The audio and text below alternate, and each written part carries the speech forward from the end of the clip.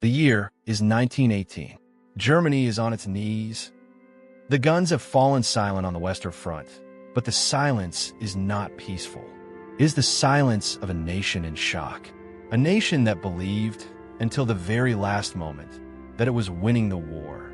And then, almost overnight, everything collapsed. Soldiers returned home to empty streets and empty stomachs. Factories stood idle. Banks were failing. Children went to bed hungry. And across this broken country, millions of ordinary Germans asked the same question. How did it come to this? Who is responsible? And who will save us? Into that void, a man stepped forward. A man with no money, no family name, no formal education, and no military rank above corporal.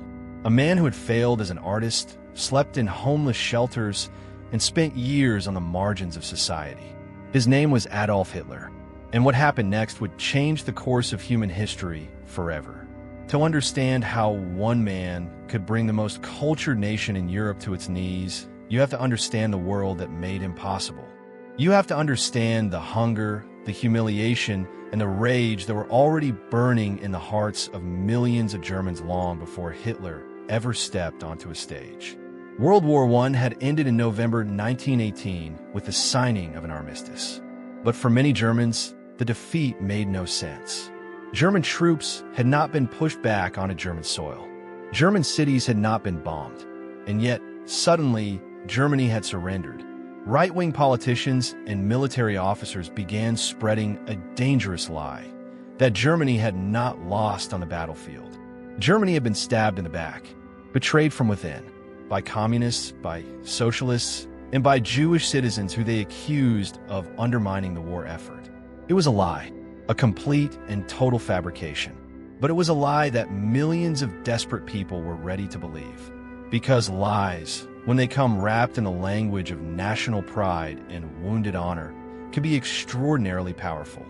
Then came the Treaty of Versailles in 1919, and it poured gasoline on the fire.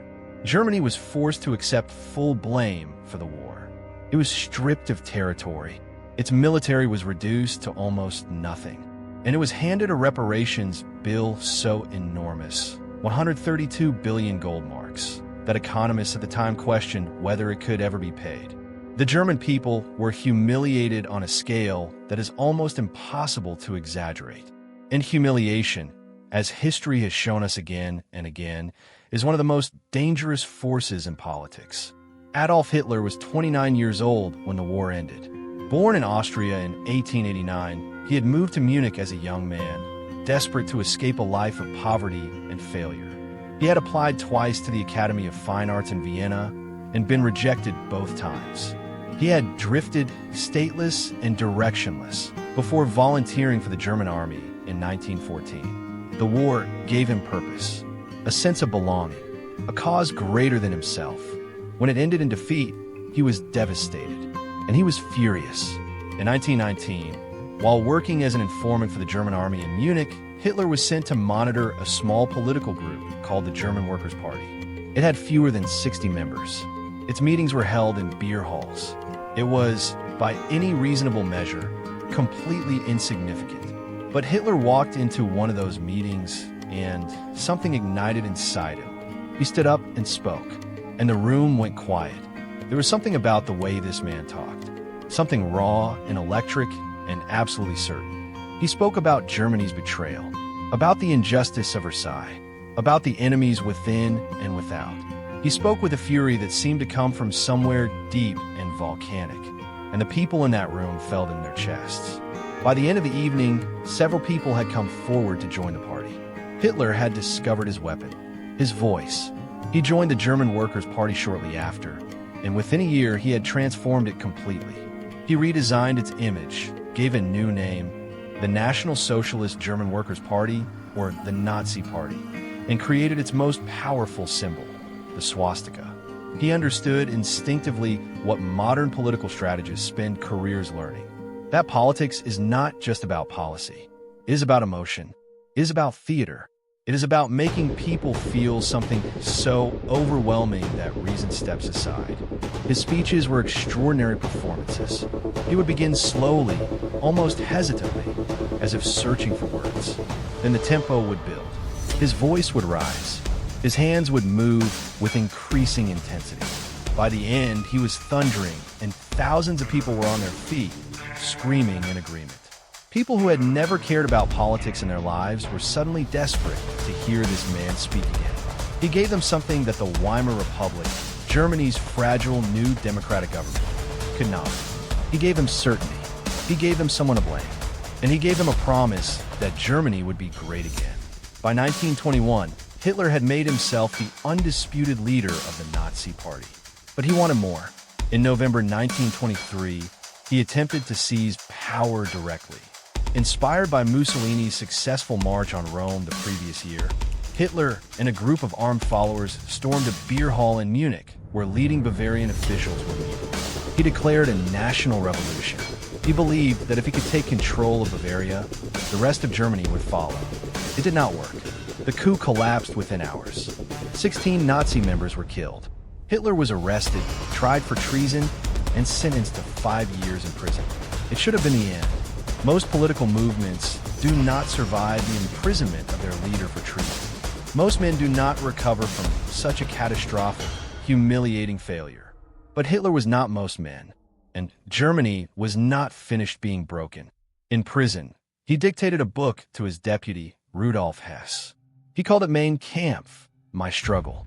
In it, he laid out his worldview with terrifying clarity.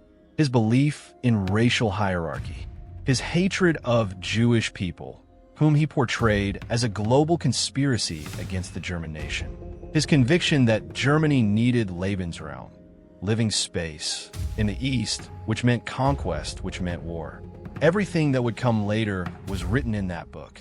The roadmap to catastrophe was published and sold in bookshops, and the world did not take it seriously. Hitler served only 9 months of his sentence and walked out of prison in December 1924 more determined than ever. But the mid-1920s were paradoxically difficult years for the Nazi Party. Germany's economy had stabilized. American loans were flowing in. Unemployment was falling. People who had been desperate and radicalized were now, cautiously, beginning to feel hope. In the 1928 elections, the Nazi Party received less than 3% of the vote.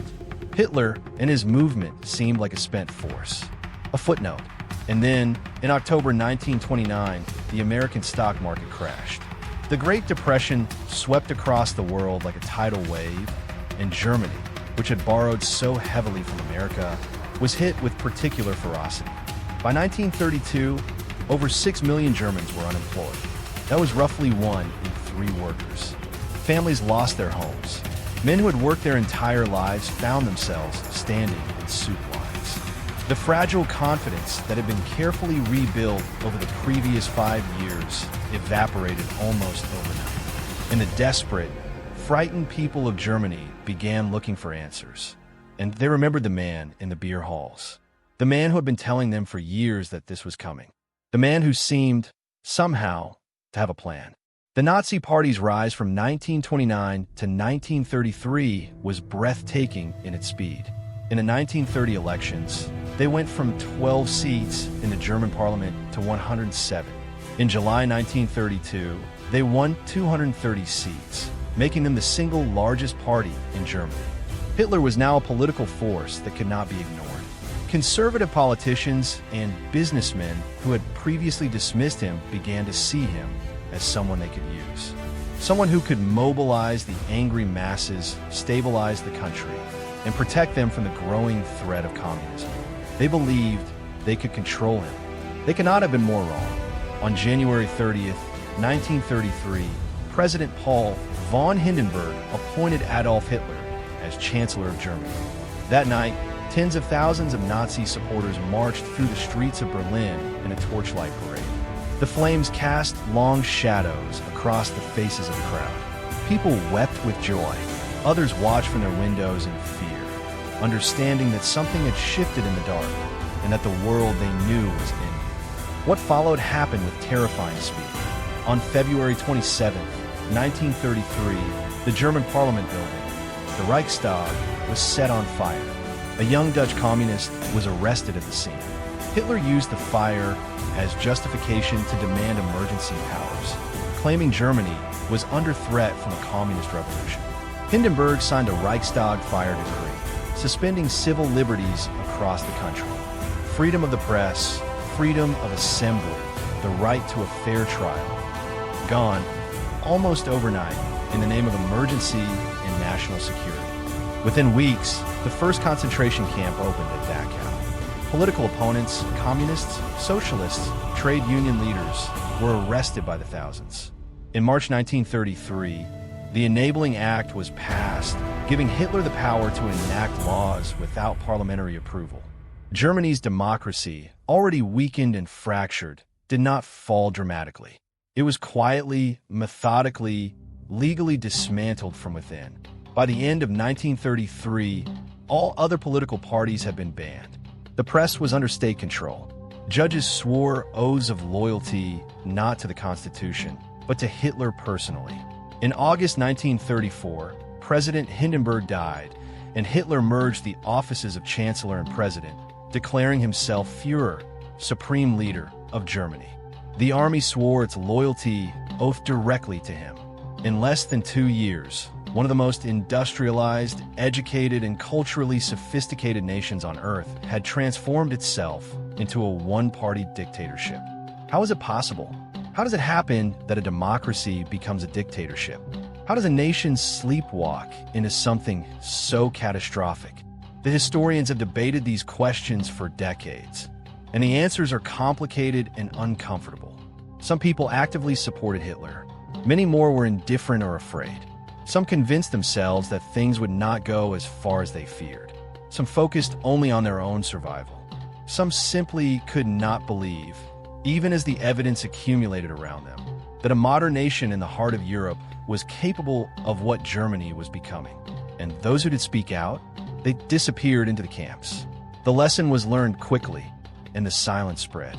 It is important to remember that Adolf Hitler did not rise to power in a vacuum. He rose to power in a country that had been economically devastated, politically humiliated, and psychologically wounded. He rose to power in a democratic system that had not built strong enough institutions or strong enough habits of democratic culture to resist the pressure he applied. He rose to power because enough people chose to look away, because elites underestimated him, and because the machinery of modern propaganda, used without restraint or conscience, can corrode a society's ability to see clearly. He told people what they wanted to hear. He gave them enemies. He gave them glory. He gave them certainty in a world that had become terrifyingly uncertain. And by the time the full cost of that bargain became clear, it was too late. From a homeless shelter in Vienna to the chancellorship of Germany in less than 3 decades. From a failed art student to the most powerful man in Europe. The story of Adolf Hitler's rise is not a story about one uniquely evil individual operating outside the boundaries of normal human experience. It is a story about what becomes possible when fear, humiliation, and economic despair are channeled by a ruthless and brilliant demagogue into hatred, and when the institutions and individuals who could have stopped it chose, for one reason or another, not to. The Torchlight Parade on January 30th, 1933 was not an ending. It was a beginning. The world was about to learn, at an almost incomprehensible cost in human life and suffering, what happens when warning signs are ignored, when democratic guardrails are dismissed as inconveniences, and when a nation, desperate and wounded, hands absolute power to a man who has already told you exactly what he intends to do with it. He wrote it all down.